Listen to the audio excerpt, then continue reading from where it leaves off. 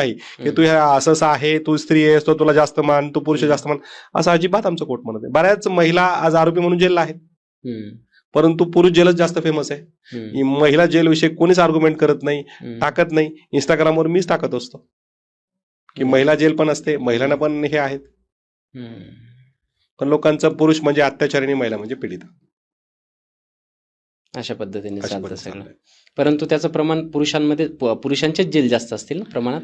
पुरुष आरोपी जास्त आहेत, महिला आरोपी कमी आहेत. कारण ते गेले पोलीस स्टेशनमध्ये, त्यांना सिंपत्ती मिळते. बऱ्याच ठिकाणी त्यांना पोलीस स्टेशनमध्ये कोर्टाच्या बाहेर सिंपत्ती कशी मिळते, एक पुरुष आणि एक स्त्री असेल आणि तिथे गेल्यावर पोलिसांना वाटतं पुरुष म्हणजे अत्याचारी आणि महिला म्हणजे पीडिता.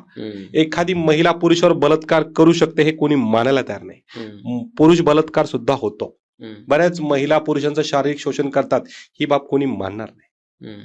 आता एक उदाहरण देतो तुमच्या पॉडकास्टच्या समोर, की एका पुरुषाने आपल्या बायकोला एकासोबत रंगे हात पकडलं. पकडल्यानंतर त्याला वाटलं की माझ्या बायकोने हे केलेलं आहे, असं असं आहे. मग त्याने वादविवाद केला, 112 नंबरला फोन कर, हे कर. मग पोलीस स्टेशनला दोघे नवरा बायको आले, हजर झाले. पोलिसांनी त्याला आल्याबरोबर पहिला सल्ला हा दिला, अरे जाऊ दे रे, होत असतं रे, सोड रे, सगळं विसर आणि परत नवीन आयुष्य घाल. पण त्या पुरुषांची मानसिकता समजायला कोणी तयार नव्हता ना. तो कसं सहन करणार, त्याच्या लाईफ पार्टनरने हे केलेलं आहे, अशा प्रकारे. बरं.